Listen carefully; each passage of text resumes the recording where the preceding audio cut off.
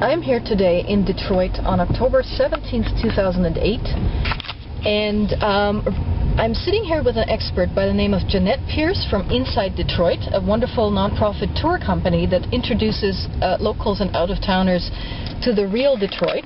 And Jeanette, please tell me, where are we here? We are in a neighborhood of Detroit, about a couple miles east of downtown, called Indian Village. And this was one of the first, I guess if we now call them subdivisions, but when all the big auto barons wanted to have country homes. So this is only 2 miles east of downtown, but at the time, this was built between 1895 and 1920, the most houses. This was the country. So these were, they built their sprawling mansion country homes. Everybody from Dodge, Oldsmobile, the architects of the time, Louis Kemper had his house here, and even modern famous people like Meg White and Jack White of the White Stripes. Sorry, who are they?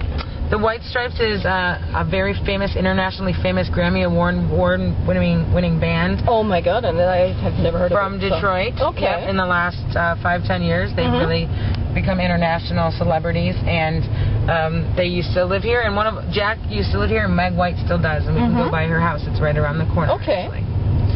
So this is a National Historic District. It's 3 streets: Seminole, Iroquois, and Burns, and it goes from Jefferson Avenue to Mack Avenue.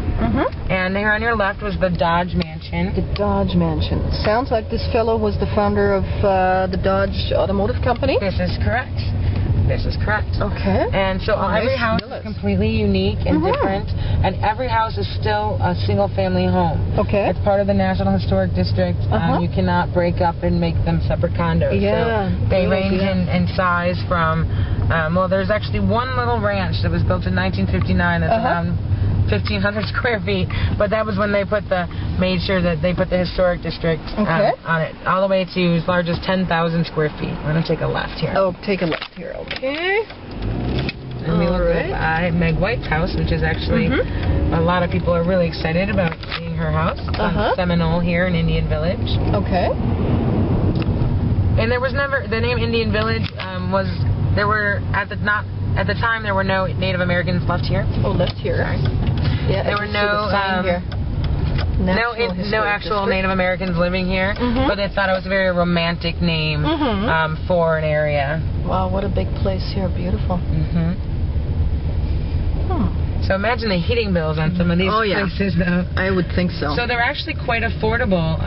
Really? Yes, because of that, the heating bills are very expensive, and because unfortunately people have written off Detroit for so many years that you can actually get one of these gorgeous mansions for as low as $200,000. Oh, get out of here. That's amazing. To maybe the most expensive one, like the Dodge Mansion, would probably be only $1 million. That's unreal. It is. And it's so close to downtown. I mean, how far? And Belle Isle. We're about just over 2 miles from downtown.